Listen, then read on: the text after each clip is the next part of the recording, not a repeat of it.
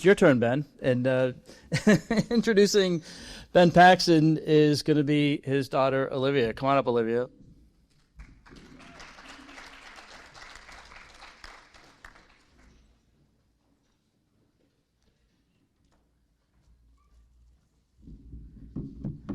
I was just asked to do a roast of my father, which I will not be doing tonight. Sorry. Hello, my name is Liv Paxton, and as you can probably tell from the last name, I am Coach Paxton's daughter. When he heard that he was going to be inducted into the Hall of Fame, he asked me if I would do the introduction, and I cried like a baby because I hate public speaking, but mostly because I love my dad so much. But for the purpose of this speech, I'm going to try to call him Coach Paxton because all the years that I've competed for him, when we're at practice, he's Coach Paxton. So Coach Paxton served as head coach of men's and women's cross country and track for 32 years. What he started as a small track team blossomed into a regionally and nationally ranked program.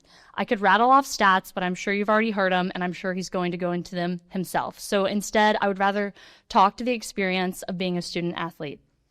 As any former or current Winthrop track athlete can attest, competing for Coach Paxton is the privilege of a lifetime, one that only lasts a short 4 or 5 years. Any athlete should count themselves lucky to have been coached and mentored by Coach Paxton. I have been the luckiest of all, having been coached by him for the past 27 years, 9 months, and 22 days. From potty training, through high school cross country, to winning my first Big South Conference title, and finally last year to being coached through our daddy-daughter dance at the wedding, I'm immensely grateful for the time, effort, and love that Coach Paxton has given me. I'll share a little tidbit that I didn't plan on sharing. Before I walked down the aisle at my wedding last year, I was so nervous. I don't do well in front of crowds, and I was so afraid to trip in front of people. I told my dad that there was nothing I would rather be doing less than walking in front of all these people. Not getting married, okay? To be clear, I was very excited to get married. He asked if I would rather be running an indoor 800-meter race all out. For the track athletes here, that is one of the worst, hardest races in track and field. The only harder one is probably the 400-meter hurdles. He held onto my arm, and he walked me down the aisle, made sure I got there safely, and he gave me away to my husband. Please welcome me in congratulating my mentor, my best friend, my father, my bubby, Coach Ben Paxton.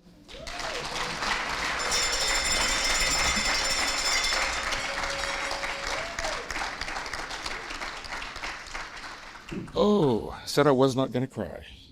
I'm going to try to get through that. Thank you, Olivia. That's my daughter. I will brag on her just a skosh here real quick before I start my speech. Her freshman year, we had the conference championship at Charleston Southern University. And those that have been at Charleston in May, I think hell is slightly a bit cooler. So she had to run 2 races that year. The 10,000, which is on day 1, that's 25 laps around the track. And then 2 days later, she had to run the 5,000. And she runs the 10,000 on day 1 and finishes 3rd, makes all conference as a freshman, is lapped by the Kenyan distance runner from Campbell, and I think the young lady from High Point or Liberty, I cannot remember, and then comes back 2 days later, and that's at night, and we run the 5,000 in the middle of the heat of the day. She gets tripped on the first lap. She goes down on the track. It's probably 130 degrees on the track. And you can hear my voice on the videotape. The one thing you know when you get knocked down, don't jump up and sprint back to the lead. This isn't NASCAR, because you will burn every bit of adrenaline you have. And you could hear me over, I think somebody had tape of it, take your time. Okay, some of those that know how to yell. And she finished the race, I think finished 6th, so she had a 3rd and a 6th place finish. And I looked at her thinking we're going to see scars. How hot was it? She had blisters from hitting the heat of the track, not scars. And we'll fast forward to the next year at the conference championship. She runs the 10,000 on night 1. And the young lady from Campbell that lapped her, she came within 5 meters of lapping her back and won her first conference title. So I got to brag a little bit. That's a daddy thing, so I apologize about that. Okay, my wife told me not to wing it. I was under strict orders, Kendrick, not to wing it. So I wrote everything out because everybody knows if I start winging something, I'm like a Baptist preacher. I'll grab the mic. I'll start working this room. So you're not alone. I can work this with you. So I'm going to stay on this. Okay. I want to thank you all for this prestigious honor. I promise to be a lot briefer than Rich Postapenko, but I share that story, so I'm probably already starting on a rich mode right here. My gratitude begins with Steve Vicendak, Bob Brakefield, and Tom Hickman for trusting me in building this program. That was the committee that hired me. I think Bob Brakefield never ceased to tell me that he told Tom, hire a middle distance runner. He knows every event. I think that's what he said to you, right? Yeah, so I really thank you guys for giving me that opportunity, thinking, yeah, I'm going to be at Winthrop for 5 years. I'm going to make life changes and move up the ladder. No, a place like this, I'm proud of the 32 years I spent here. I am really thankful for my very supportive wife, Wendy Ruth, who's sitting there, who I met at a track meet. She was the wind gauge operator at a track meet at Mississippi State. And I'll shout out to you that first up. Yes, Mississippi State, Florida State, y'all beat us in baseball. We get that. We're fine with that. Hence the cowbell. I want to thank you for working with me for every step of this journey, thinking, don't say how many years you're going to be here. Don't say we're going to be 5. You never know. And we're still here. We live right across the street from the university and are still here. I want to thank the countless athletes that came through this program. Cecilia coming all the way from Orlando surprised me. I appreciate that. You guys sitting there with Kendrick supporting my athletes, my daughter Olivia, my coaches. We'll get to them in just a second. That unbelievably touches my heart. The ups and downs that we had, the PRs, the non-PRs, I'll talk about Kendrick Cooper. Kendrick won 7 out of 8 conference titles. The false starts, 1 false start, he would have won every single time he competed in the Big South and the hurdles. We'll forget you about that. We won't talk about that. But the ups, and everybody in this room had ups. And Sasha, did we not? We had ups and downs. Chardell, we had ups and downs. But we had the highs outweighed the lows. And that's what I'm most proud about. Every one of y'all, like I said, this is going to take longer than Rich's speech, so I do apologize. But I want to get to the special recognitions right now, the love and support of the coaches that helped me out along the way. Where's Chad? Chad Mitchell was my very first athlete. When I started my very first coaching job at Old Dominion, I walked to my office in the football stadium, and there was this young man sitting there with his parents from Iowa and said, "Hi, Coach Paxton, did you get we didn't have emails back then. This is 36 years ago. Did you get the mail?" I didn't even know where my mailbox was. And this young man from Iowa, in his decision to find out where he wanted to go to school, took a map, took a dart, this is a true story, threw a dart and hit Norfolk, Virginia, and that's how he became my athlete. I pointed him out because he was my very first athlete at Old Dominion, and then he followed me when he graduated to be my graduate assistant. We only had myself and him coaching early on. Tom remembers that. And now he's my right-hand man at my new job where I'm in charge of the indoor facility at Tryon International. So he's my timer and my right-hand person. My heart goes out to you very much. My early assistants, Cam Edel, the late Mike Jolly, Tasha Ansley, who was a conference champion from Charleston Southern, and Terrence Harrington, who was an Olympian I was able to coach. They helped me start the early bits of this program along with Chad Mitchell. My longtime assistants, Bobby, who's sitting there, who literally helped me build this program from scratch that it is today. We heard the praises for Bobby. She deserves every one. Brett Best, our throws coach we talked about. I saw Brett at 11:30 this morning at a track meet in Tryon. He was trying his heart out to try to get here. He drove his car. The team's coming back on the bus. Unfortunately, you know how track meets are. They're never on time. He couldn't make it, so it breaks my heart that he's here, but he's doing what he loves, and that's still coaching the throwers here at Winthrop University. And then my final sprint coach, Jeremy Falwell, who is not here. I got to see them a couple of weeks ago, who captained the ship through that very, very turbulent last year when I decided to retire. So that's a tough road to do, and they did a very good job of it. I want to give a special shout out sitting here once again to Chad, Tom Hickman, and everybody that was on staff in 2003, 2004. Who was here in 2003, 2004 working? You know what I'm talking about. My wife, stage 4 cancer survivor, very tough time in my life. I'm sitting there with a 9-year-old and a 7-year-old, and the love and support of you guys. Bobby had just started. Am I correct? You're just a very difficult time, but they didn't even bat an eyelash. I'll tell you how much they didn't bat an eyelash. One of the things that I will remember is another Hall of Famer, Greg Marshall, and we all know Greg Marshall, the great basketball coach. Him and his wife, Lynn, every Thursday picked up sandwiches and soup from Panera and brought it to our house. Their kids are roughly the same age of my children, without questions asked. We had the choir do that. Tom did that. They said, do what you need to do. Travel to meets. Getting through that was unbelievable. So that love and support that I had at Winthrop, probably in one of the darkest points of my life, was easily one of the highlights of my time at Winthrop. Am I right, Wendy? Very much so. Okay, I'll shut up about that and go to the historical recap. As my daughter said, I like to talk about history. That's probably the one thing that track and field. The beauty of track and field is you're not judged, let's say, like nothing wrong with swimming and diving or wrestling or some other sports where you have to, objective, not subjective. I think Kendrick was talking about that. So I'm going to talk about the objects that we achieved here, that we're still achieving after the 32 years here. My very first week here, and Tom might get a laugh at this. He doesn't know what I'm going to talk about. Steve Vasindak, his predecessor, set me down in his office. There I'm this young, brash track and field coach and says, okay, you need to temper what you're thinking. Okay, I'm 29 years old. What am I going to temper? He looked at me and said, you will never have an All-American here. You will never coach an Olympian here. Heck, you'll be lucky if you have some conference champions.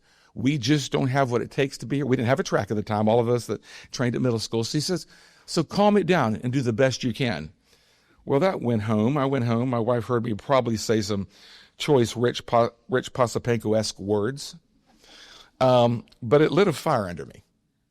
And within 2 years, we had the Hall of Famer Jeff Green, and I think Gary remembers, which y'all would stop and watch him do workouts, that transferred from Old Dominion here, Chad's roommate. We had an Olympian, Terrence Harrington, that I had coached for his professional career. I was an assistant. And then we started winning some titles and some things. But that was also the time that Tom took charge. I'm giving Tom a shout out here. Tom, fearless leader. He's always my leader. Bobby and I were just talking about that. I'm incredibly proud of the level of competition we brought to Rock Hill. One of the things, I think the young man that was the baseball nominee for the Hall of Fame also said, we started to get competition here. We have an unbelievably great cross-country course. For those that don't know, we hosted the 2018 and the 2024 NCAA Southeast region, which is a bid process. And thanks to Tom's tutelage and to Georgia's tutelage and also York County Visitors Bureau, we were able to bring in teams even starting as early as 2003. And you were talking about the teams that have come here. Who has run on the Winthrop farm? Michigan, Oregon, BYU, UCLA, Michigan State, schools like that. We've always had NC State, 7-time NCAA champions. We always had those people who wanted to come and run, because one thing we have, like you, when you think about proposing to your wife at the lake, I think about running around the lake. So one of the beauties of this is Winthrop gave us an opportunity to bring the level of competition, not only for baseball, but for track and field and cross country. Ultimately, though, it's about the people that are sitting in front of me, the student athletes. In the 32 years I was at Winthrop, we earned more than, as I think we said as they introduced me, over 400 All-Big South selections, 120 Big South individual champions, 46 NCAA qualifiers, and sent 12 athletes to compete for the national championship. We had 5 All-Americans and 7 honorable mention All-Americans. And none of this came easily. There's some things about our sport that maybe a lot of people don't know. For the first 13 years, we did not have a facility. We trained at Sullivan and Saluda Heights middle schools, taking a drive out there. We built a shed for Sullivan so that we could get stuff there. That wasn't in the budget. It wasn't planned. That's nobody's fault. But we continued to build a lot of things from that. So one day, Dr. DeGiorgio and Tom sat me down and said, hey, we've got a bond. We got the money. We're going to build a track complex. I was on the NCAA committee my first time. I sat down with a coach at Missouri, and he goes, hey, do your president and your AD know what you really need? And I said, no, I don't think so.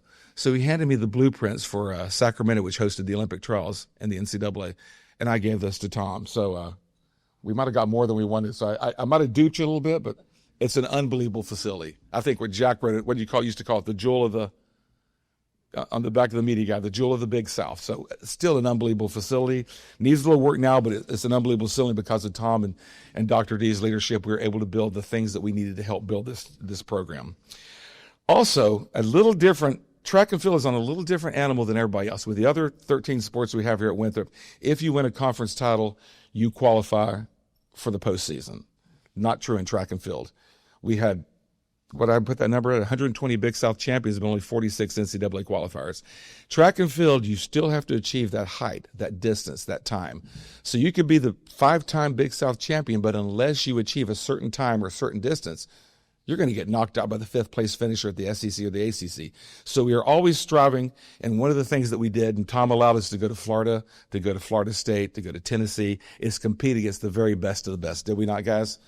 If there was an ACC team or an SEC team, one of the things, we go headhunting. And that's one of the things I try to really push for these people. And the other thing at the NCAA level, and this has no knock on this university because we know what Power 4, and we're talking about that, Jeremy was talking about that, the P4 schools have a lot more than the rest of the Division I. You're allowed 18.6 and 12.5, 18.6 women's scholarships and 12.5 men's scholarships. I think the best number we got in Tom's last year in 2017 was 6 women's and 4.5 men's. So we are always at 30% or less.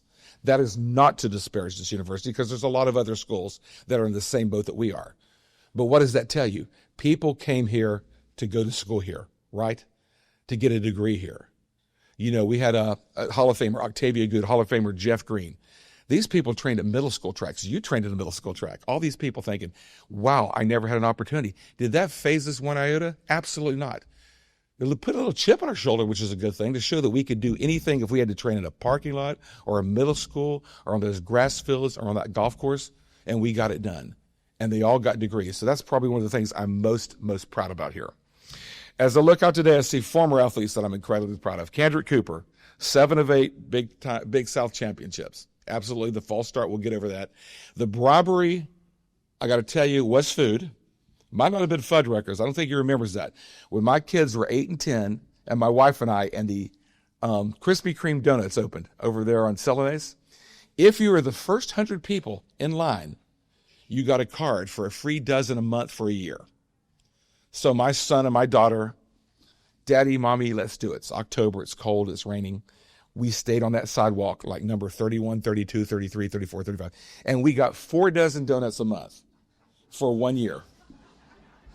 Sasha, you might have been this, y'all might remember this.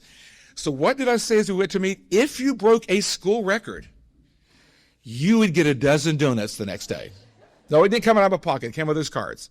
Well, I didn't want the donuts going all through the, everybody. So everybody was able to calm down a bit. So, Kendrick, you got a lot of donuts, did you not? Yeah, you did.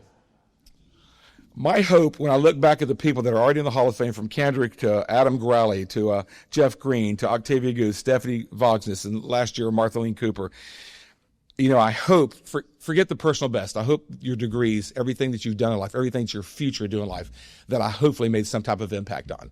That's the thing that I'm proud about. I was at a track meet 2 weeks ago, had a young man that was a high jumper with Cecilia, Sean Seifert.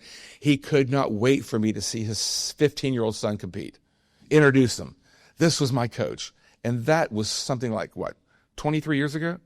And he still calls me coach. Those are the things that just, something I'm proud about.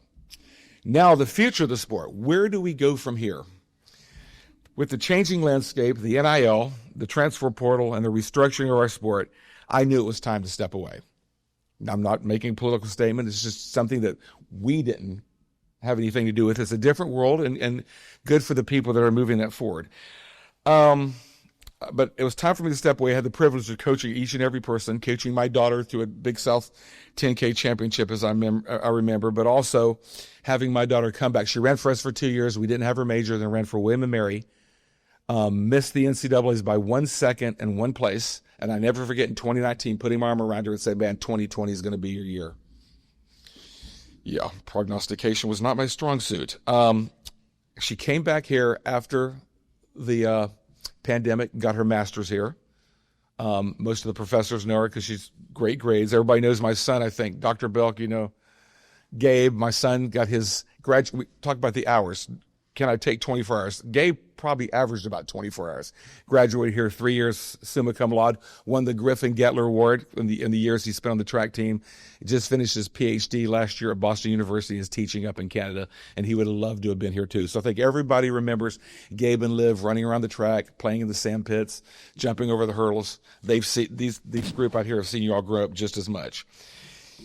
So my hope and prayer for this program is that the future coaches here, the new coach, anybody forward, will always put the student athlete first. That's the number one thing. They will instill integrity and treat each student athlete with the dignity that they deserve. Now, in closing, so we can all go play out in the snow, can all my track athletes step up? This is very, very important. Can all my track athletes step up? You know what I'm going to do. I'm not going to do the Paxton shuffle. That was the way I ran by them when my knees were gone. Everybody remembers that. 3 times. You know it.